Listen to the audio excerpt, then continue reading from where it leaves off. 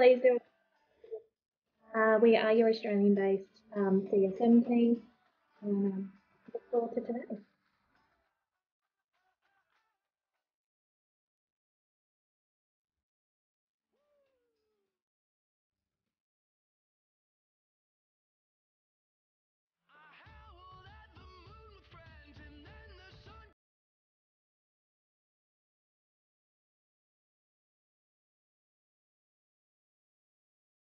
Welcome, Julie from Auckland. Got people from Australia, from Melbourne, Andre based in Darwin. People from all around today joining, so thank you. Okay, so I will, in the interest of time, as I said, I'm going to kick off our session. Good morning, everyone, and welcome. Turn that music up. My name is Vicky, and I'm a Customer Success Manager here at HubSpot.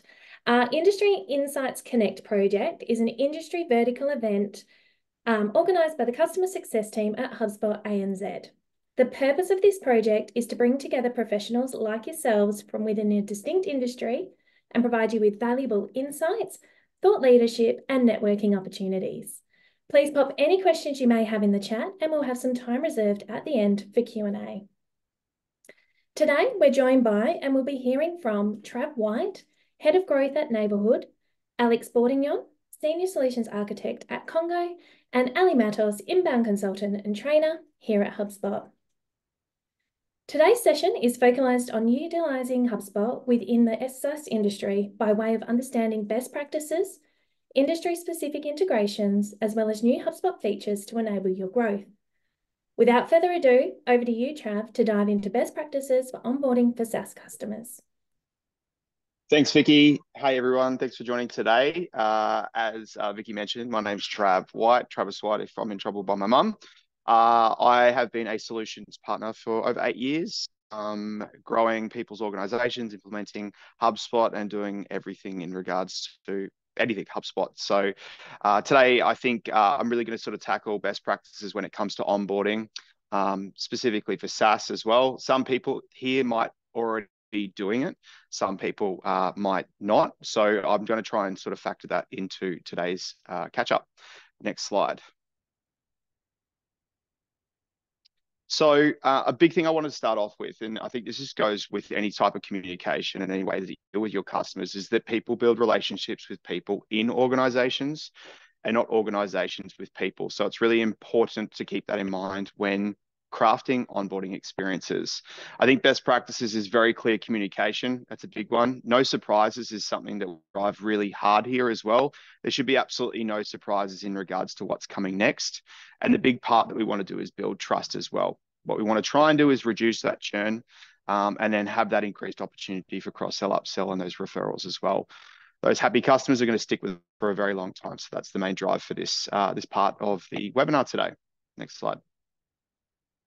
So you've got to start sort of a webinar, I guess, with a couple of little points and a couple of little stats. But I guess one of the big ones I kind of to sort of focus on is that poor onboarding ranks as the third most important factor leading to customer churn as well, following wrong product fit and lack of engagement. So I think if you can put your best foot forward in the early stages and really try to understand and craft really great first impression when first sort of touching your brand and obviously committing to that sale, I think what you're going to do is build a lot of that trust in the early stages that will go ahead and obviously mean for a longer engagement with them as well. So, but there's some other sort of there that I'm sure we could share with you afterwards as well. Next slide. So first of all, the first thing I'm going to tackle today is the pipeline. So some people might be using it and some people won't. Ticketing can be used obviously to go through and help support from a customer success standpoint, but could also be used as well as an onboarding process. So basically setting up a ticket pipeline. You'll see at the very top there, it's available for free, Starter Pro and Enterprise. So you can kind of get started straight out of the gate. Build your pipeline in regards to what that onboarding process looks like, a clear and concise stages. I think super important as well. Don't try to complicate it. If you're starting for the first stage, just try and make sure that you're keeping it really quite simple. What you want to do is assign those tickets to the ownership of the person that's onboarding as well. Hopefully you really kind of want, if you it is in person, making sure that it's the same person every single time.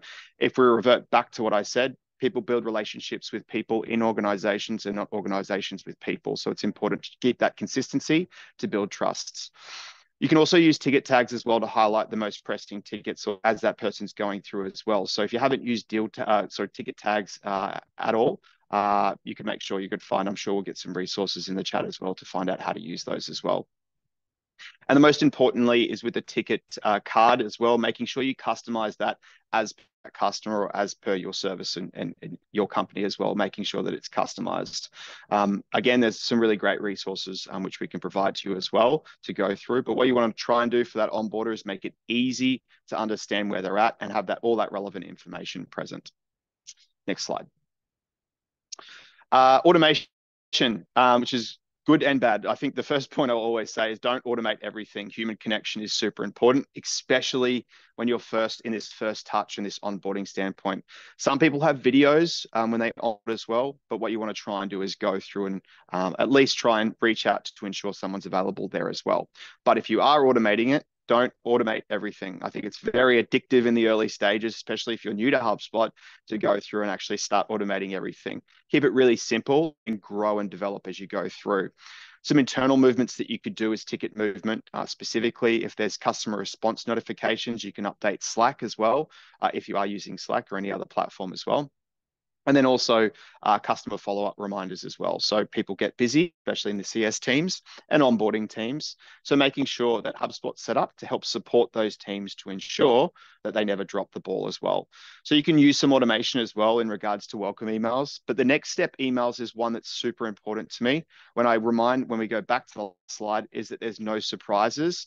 People should be aware of what we spoke about and what to expect next and when that is as well. So it's really important that once that's done and that ticket's moved, that it will go through and update them on the next steps. Next slide. Feedback, my favorite thing in the whole entire world, feedback. I think utilizing the Service Hub for the feedback tools, you'll see this is available to pro and enterprise users as well.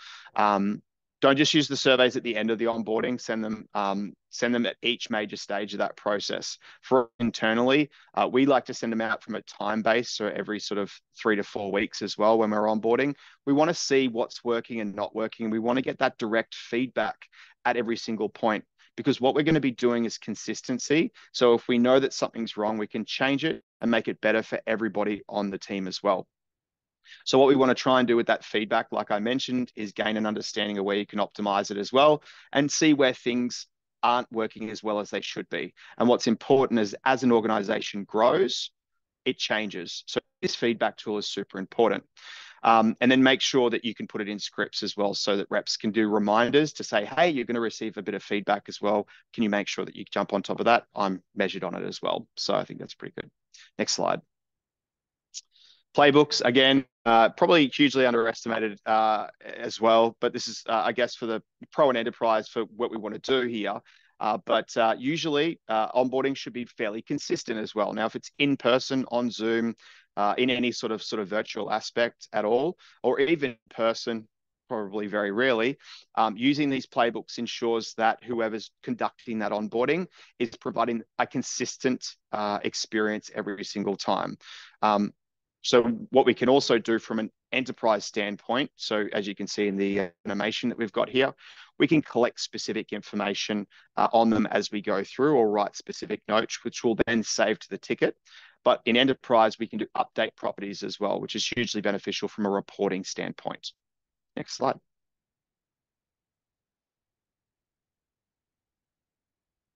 Required fields is one I love because it makes people enter the information and they can't move it until they do. So what I always say, when people get really, really busy, they forget to do things, not because they're on purpose. It's just that they're very busy.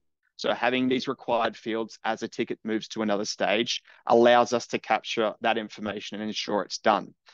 Like I said before, if we have 10 people doing 10 different things, it's absolute chaos. If we've got 10 people doing the same thing and we realize something's wrong, we can identify and fix it, which is really good. So some examples of some required fields are customer health, next steps, preferred communication style, short or long-term goals as well.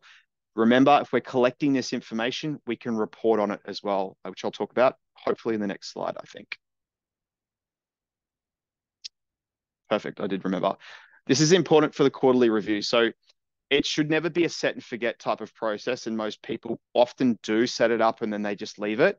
It's important that every 90 days, both your sales team and the CS team are involved in the onboarding, get together every 90 days to understand what's happening, the feedback during the onboarding, but also the feedback during sales. What went well, what didn't well, and what could have gone better.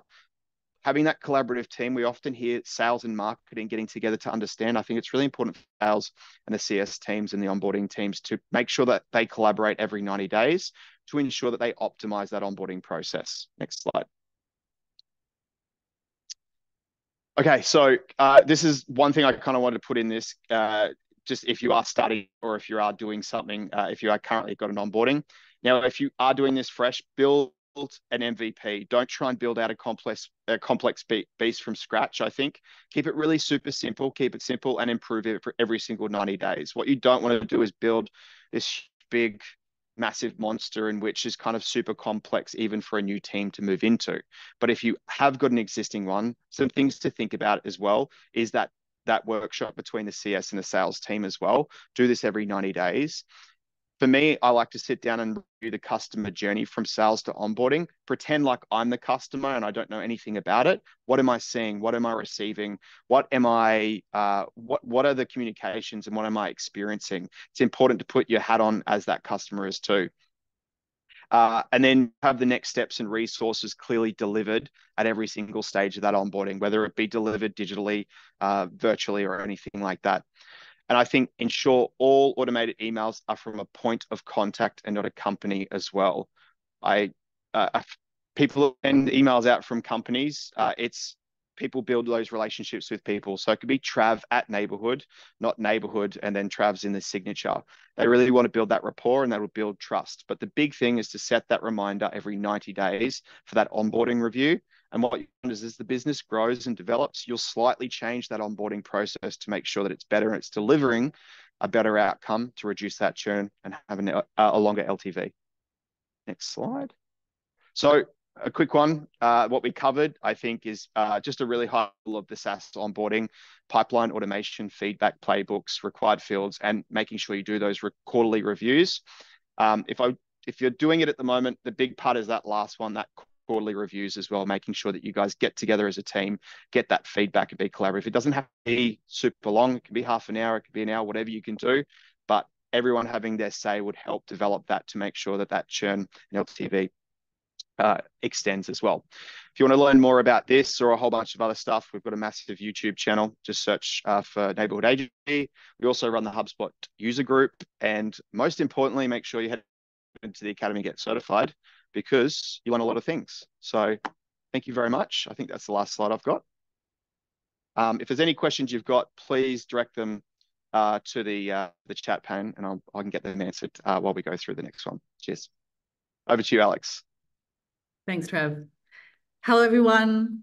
Thank you for joining today and spending your time on this webinar. So as the slide suggests, I'm going to follow on from what Trav's covered and speak about how you can enhance your customer engagement and also financial visibility in HubSpot, specifically for SaaS businesses.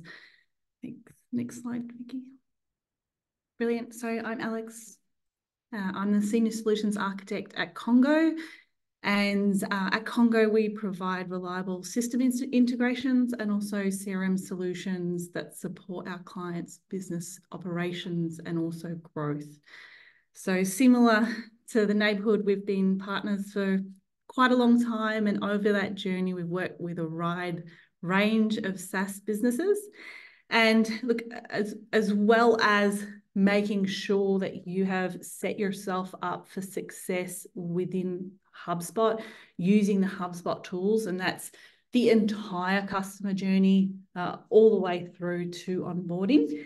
There are other simple integrations and custom ones that you can consider, which really we've found can be a major factor for success for our clients, because bringing in the visibility of that billing information and also potentially even the customer engagement with your SaaS platform brings a lot of value. Next slide, thanks.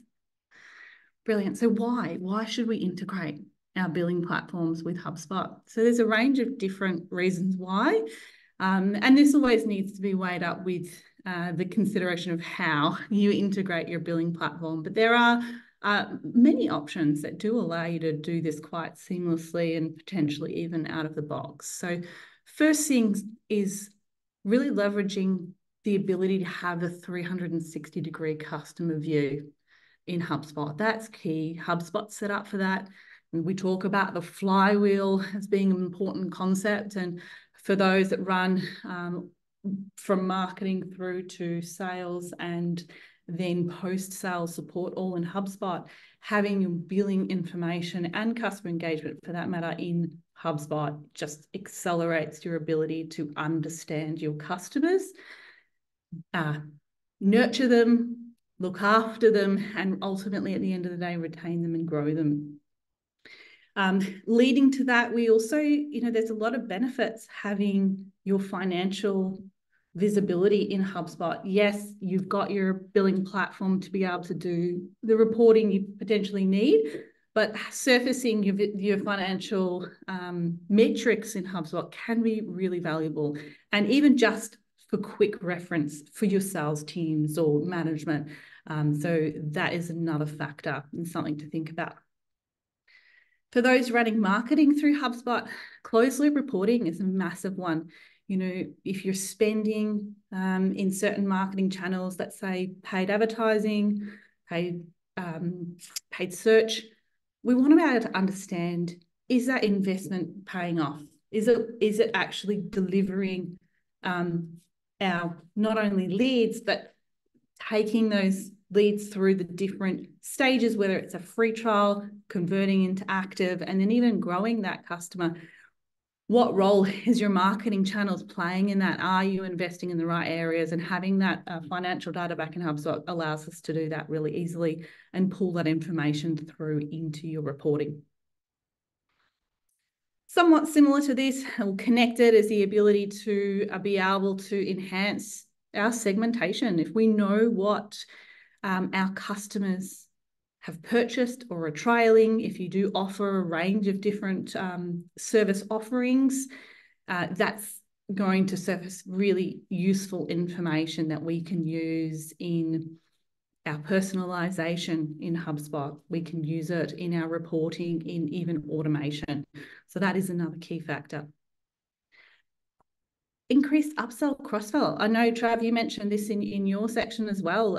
Having that visibility of what someone's purchased and even potentially how they're engaging with your platform can really surface those opportunities where you might be able to increase an individual customer's spend with you or even their investment in your platform. So that's another key factor we find adds a lot of value for our clients when they do integrate their billing platform.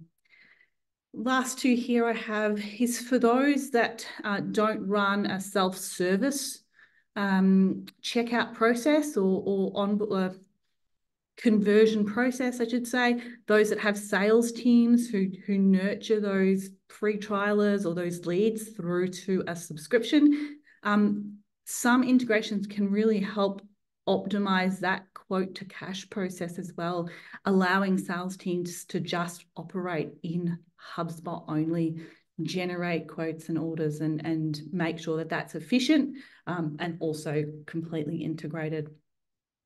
And then, of course, this all then leads to the ability to be able to further automate your operations. And particularly this can bring in opportunities to automate your billing processes. And I'll go into this in a little bit more detail in the latter slide. Next slide. Thank you. So first one here, converting free trial customers. For our clients that have a free trial process as part of their SaaS offering, HubSpot can have a massive positive impact for those clients when we can bring that information in. Whether that's a fully automated nurturing journey for free trial users, or we have a sales team that are, or a customer success team that are nurturing those free trial users, We need to be able to see when a new free trialer has signed up, and also we need to understand, have they activated their subscription or have they cancelled? That's an absolute must. And so if you can have a little look, hopefully it's big enough there, but we've got a screenshot here showing just one example of an in-market billing platform you can use. And here you're able to get visibility. This is a screenshot of a HubSpot deal. What we're able to see here is, okay, what has that individual signed up for, or business for that matter signed up for? What status they're in. We can see they're in trialing status. That allows us to then, both from a one-to-one perspective, but also in an automated perspective, ensure that we have great visibility of that free trial process, and of course, report on conversion at the end of the day.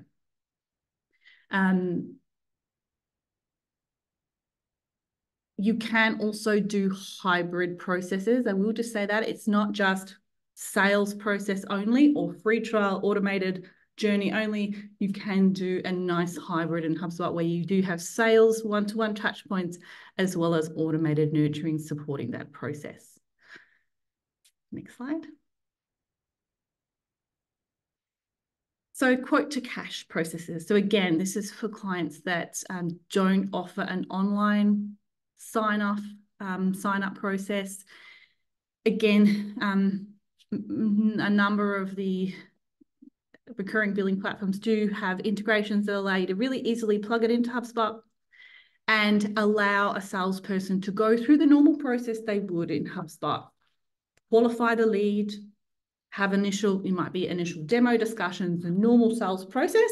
And at the point they're ready to start presenting pricing, they can use the HubSpot product library that syncs directly from their billing platform, add line items to their deals, and then from there, easily generate then the subscriptions in their billing platform and make that process as seamless as possible. So sales team members don't have to either jump out of HubSpot to process that or rely on another team like a finance team to generate the subscription. They really have a seamless, frictionless sales process. Thanks. Automation. Again, we talk about automation a lot. What I wanted to differentiate here is just some key automation factors when it comes to integrating billing information. So I've spoken a lot about free trial nurturing and trying to convert to active customers. That's an easy one. There's other things that you might not also immediately think of that we can do in HubSpot.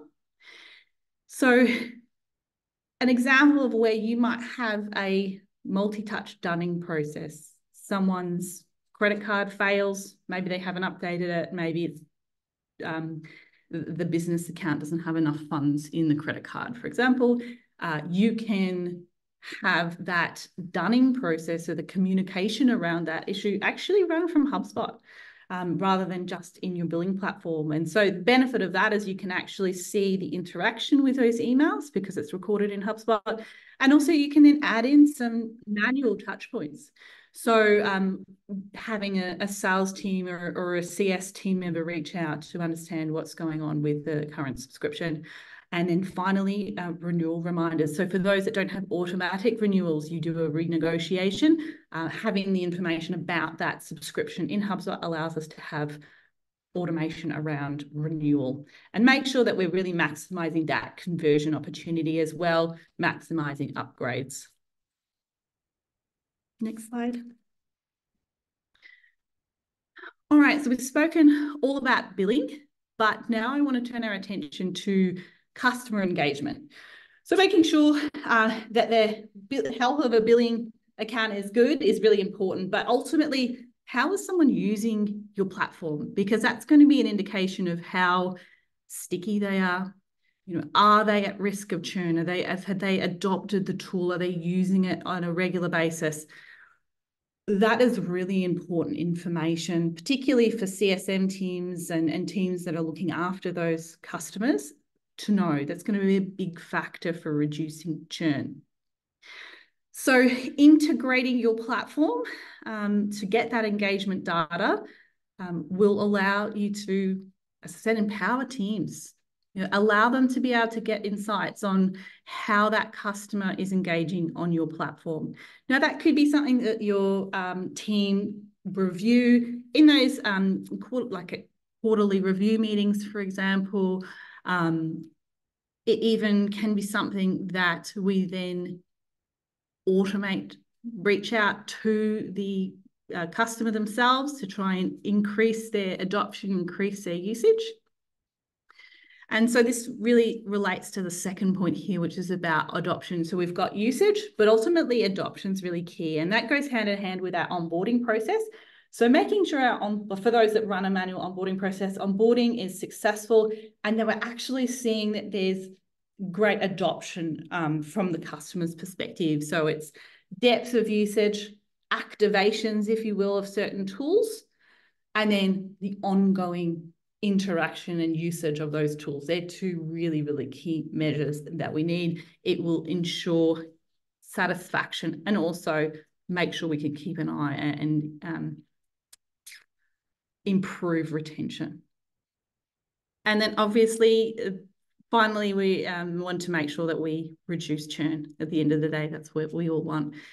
And so just to finalise, this is my final slide today. The other thing that we can do, so if you do choose to bring in your engagement data into HubSpot and your adoption data, we can actually use that to then generate engagement scores. So you can use scoring properties in HubSpot to add weightings and scoring to certain kinds of engagements. It could be logins or usage of a particular tool. That can then generate a really easy to reference score for your customer success teams to be able to assess, but also drive alerts and automation, of course. So if a score falls below a certain threshold, they can reach out. And also we can use that in reporting as well. So you can get a good sense of your cohort customer health. Thank you. Appreciate your time. Hopefully that was helpful. Okay, I believe now it's over to me. Let me just go ahead and share my screen. Awesome. Okay, hi everyone, I'm Ali. I am an inbound consultant and a trainer here in HubSpot. And now we're going to talk a little bit about Commerce Hub. So I'm pretty excited because this is an addition that is coming to Australia pretty soon. And it's designed to enhance your opportunity to revenue process. So I want to quickly dive into the slides so we can have more time to dive into the demo. That it's the most fun part of it. Okay, you might have noticed new things on your account, like a payment tab before. But right now, this is only available for other currencies. And by the end of this quarter, we are aiming to bring Commerce Hub features to Australia too. I'm going to send you a link for the wait list. So bear with me. At the end of the presentation, I'll send it to you. So as I was saying, this hub will help you to streamline your opportunity to revenue process. So the idea here is to get paid faster, increase revenue, and save time. So let's break this down. About getting paid faster. I believe most of you are familiar with quotes, where payments can come through credit card or bank transfer. Now, HubSpot will add two new, what we call objects in HubSpot. So we're going to be invoices and payment links, letting you sell from your website, emails, and meeting links, which is pretty cool. When I talk about those payments, the way they're gonna work in Australia, gonna be the Sue will be processing those payments through Stripe. That's what we're gonna have in Australia as soon as we launch. And another really exciting addition is the subscriptions object.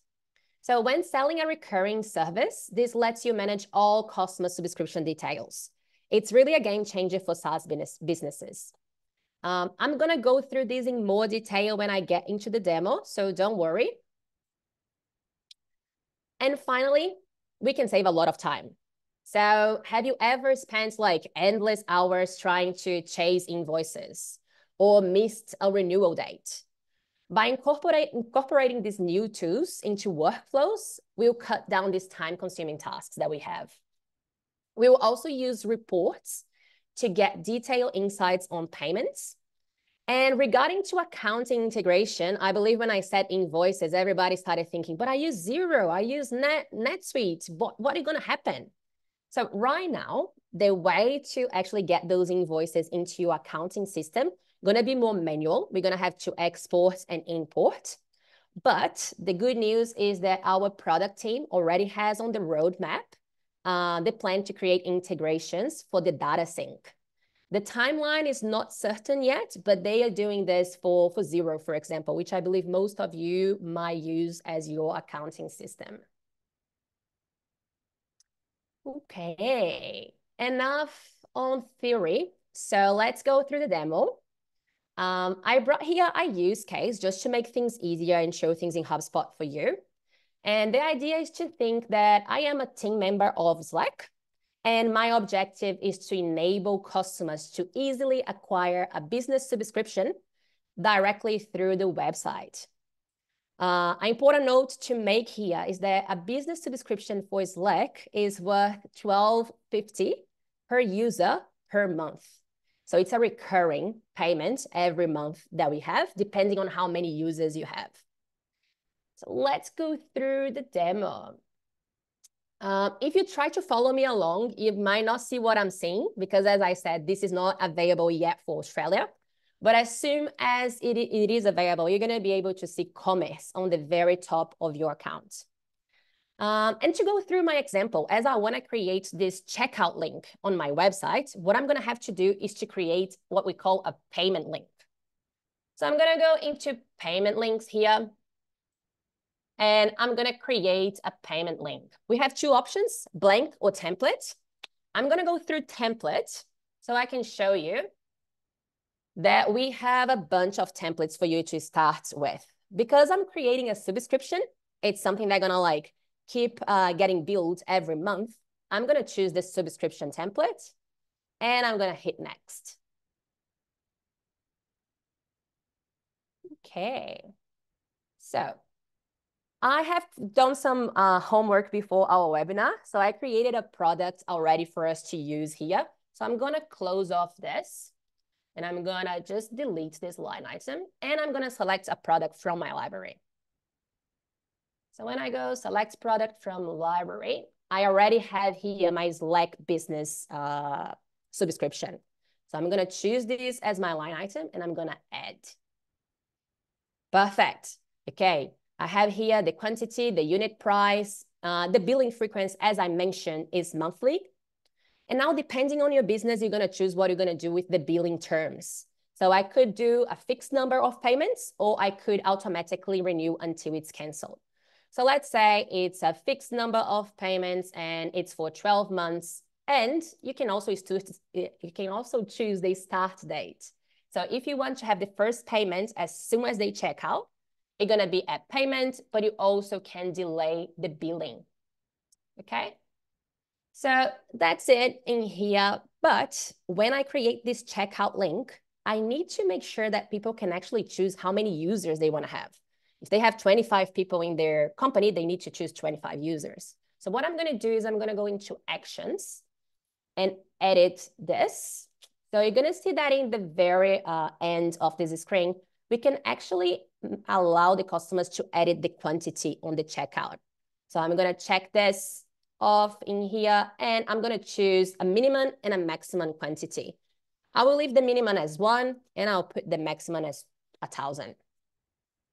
Another thing that it's important to mention is that when you're doing this checkout link that we are doing here, you can have line items that are optional. So let's say you have onboarding and they can buy onboarding as an optional thing. So you could put a line item and make this line item optional. So they can buy it or not. Okay, so I'm going to save this here. Perfect. Now, if you are in Australia, probably you have GST. So I'm going to just add the GST in here and put 10%.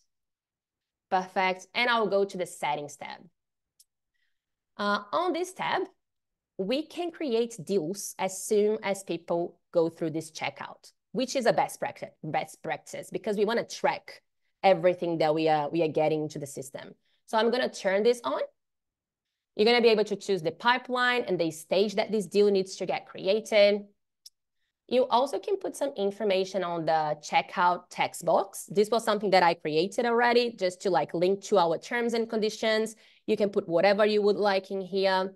You also can put some discounts. So you're able to create some discount codes in HubSpot and then make it available when people is doing the checkout. Finally, you can put the contact info. So one thing that it's important here is if someone is doing the checkout and they are not a contact in your account yet, we need to make sure that we have the bare minimum for them to be a contact. So I would say that at least first name and email would be really important because we want to be able to email marketing to these people later. If we just have the email, it's going to be a bit tricky. Finally, we have here the accepted forms of payments. As I mentioned, right now we can do card and we can do bank transfer.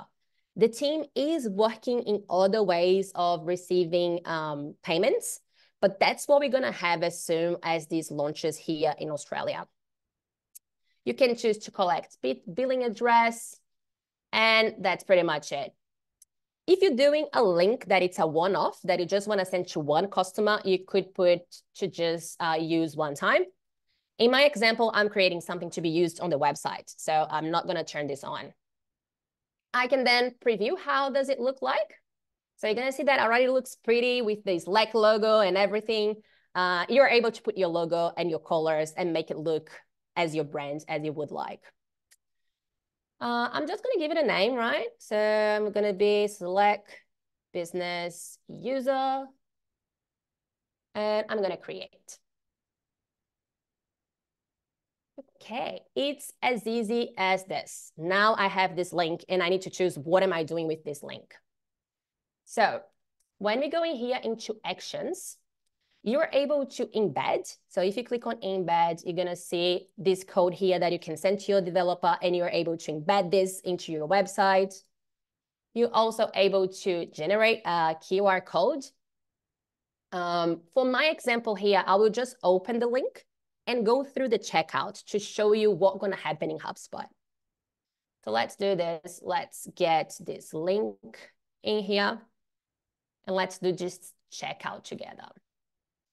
Perfect. Here I have my checkout page. I'm going to choose how many users I would like. So I'm going to just choose 20. So everything going to automatically changing here. Now let's do the checkout. So let's just come up with something here. Okay, Laura Smith. Then I can choose my payment. I'm going to choose the bank account here using US because as I said, it's still only available for other currencies. But this will change really soon. I will change my test institution because I'm not paying money to anybody. It's just a test. I'm going to agree and continue. Okay, I'm going to choose this to be a successful transaction. And I'm going to continue. Perfect. Now it's just about putting the name of the account and choosing the account type. That's all your customer is going to have to do. So it's pretty easy and pretty quick to do it. So now review payments and authorize. Awesome. And that's it. You can also customize this thank you message here, but that's all we need. Now the transaction is done. We're going to have this customer for 12 months and the payment's going to keep coming through. So let's go back to HubSpot to have a look on what actually happened here. So if I go to commerce again, I want to see if this payment actually came through. So I'm going to go into payments. Let's see if HubSpot was quick enough. Oh yeah, it was. So I can see here, Laura. So this is the first payment. That's why we are seeing this 275 because it's the first payment that came through. So if I click on this payment, I can have more details about this. So when was the payment, the processing fee, a bunch of information in here. And also I can see that Laura got created. So if I go here into Laura, gonna see that things gonna look pretty familiar to you. So I have Laura. Laura works for Hub team. The deal got created automatically because I asked to get created automatically. The amount is $3,000 because it's for the full year. Here I can see the first payment. As Laura does the other payments, they will keep getting populated in here. So you'll be able to see all the payments coming through. Also, another really interesting thing is that the invoice can get created automatically. You can choose, the default is to get created automatically. You can choose to turn this off, but right now, okay, my invoice is already here, created, paid.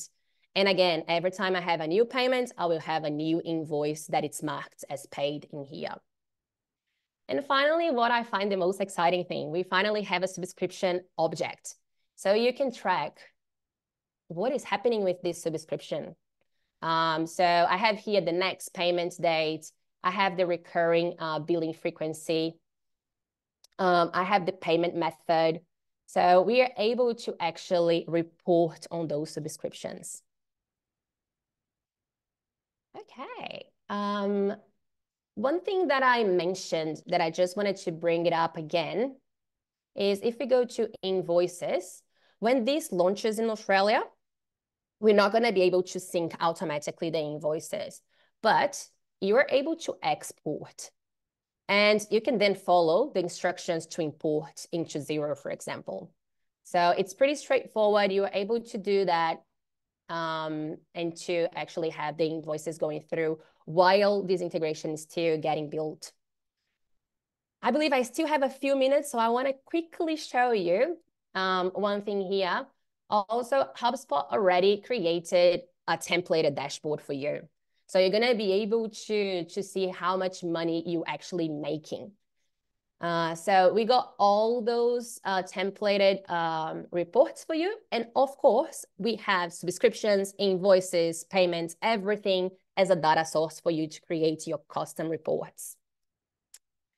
We also have this form that I'm going to send on the chat for you. So if you want to keep it up, if the invoicing integrations are coming up, if you want to get notified when this happens, you just need to fill up this and you're going to get notified as soon as they are up and running.